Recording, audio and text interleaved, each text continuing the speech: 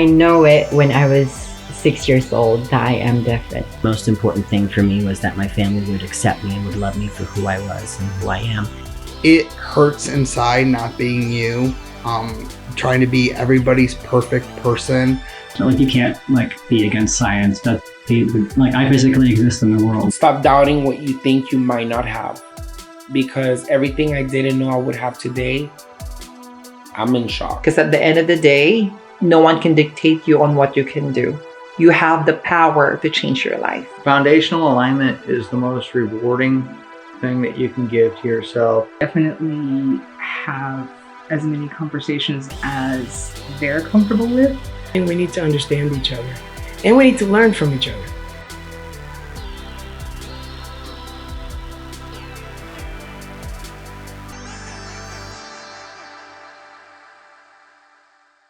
Hi, my name is Milo, M-I-L-O. My pronouns are he and him. Hi, my name is Riah, R-I-A-H. My pronouns are he, him, or they, them. I live in Brooklyn, in Crown Heights. I'm from Queens, so I'm a little biased against Brooklyn. We have a library. We have a really amazing library. You have a really amazing queer scene there. We have a plant store. We have a weed store. This is all like within a block of my house. This is true. I would honestly say that most of the queer people that we know live in Brooklyn, which is a little sad for me because I'm out in Queens, and that's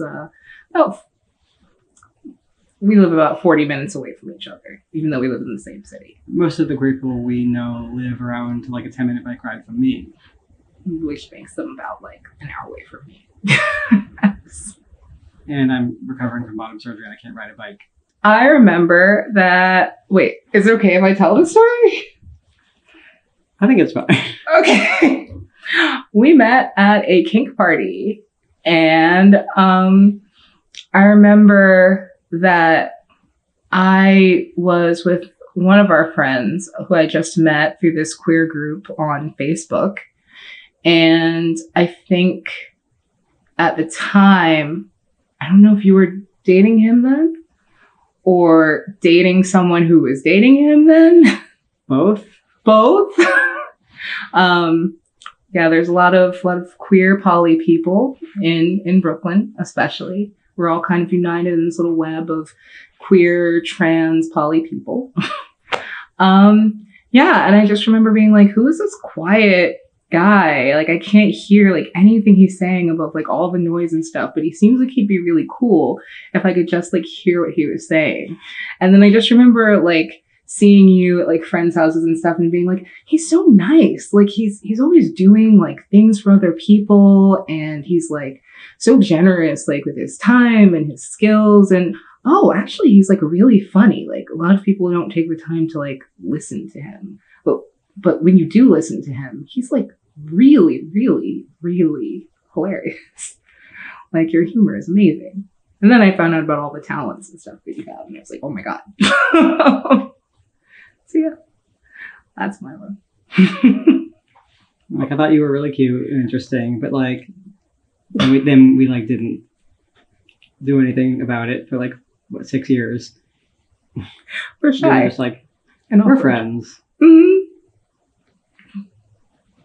We're awkward turtles. Family for me is sort of just like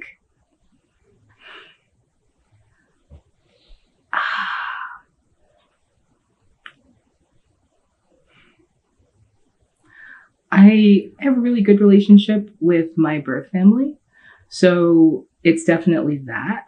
But I've never been one for like a ton of friends or very social. So the friends that I do have, I consider them my family as well. And it's sort of like one of those things with like, if you're really my friend, that like, even if I don't talk to you, even if I don't see you for like a decade, I'm still thinking about you and I still consider you my family.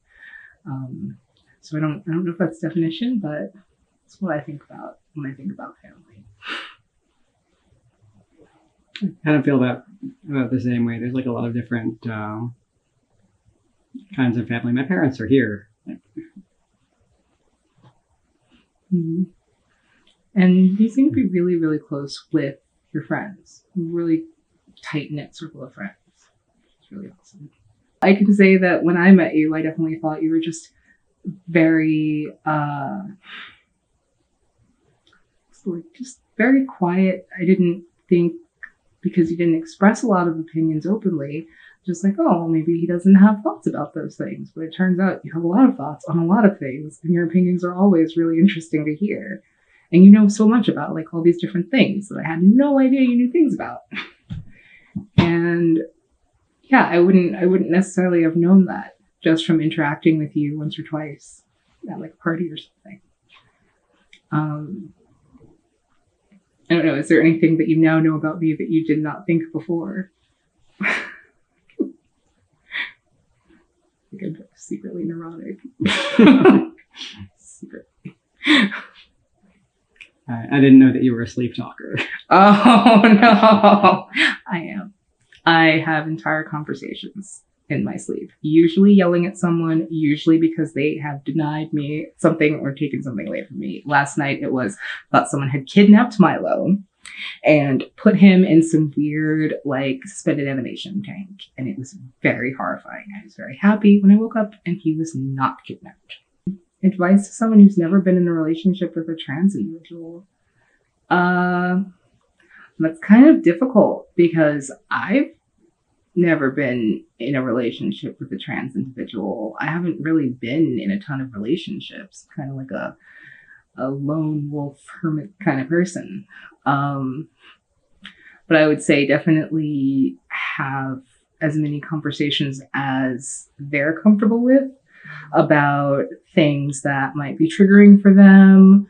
It doesn't have to be like a really serious kind of like, evening special kind of conversation, but just, sometimes you can check in and be like, oh, I didn't know if you were comfortable with this or not, but how do you feel about, I don't know, nail polish? How do you feel about karaoke? Something like that. Things that you might not necessarily think would be triggering to someone, but might be triggering to someone who is trans. And like you probably are going to do something that's kind of triggering, and we like trigger each other all the time, and like it's not the end of the world. You're not going to go to jail. Yeah. But I guess too, like one thing that would be really good is to figure out how to communicate that and how to make sure that everyone knows that it's safe to sort of say that you're uncomfortable with something or that something is okay, like in a way that you two understand or you all understand, depending on who's involved. I always need to have my emotional support notebook with me.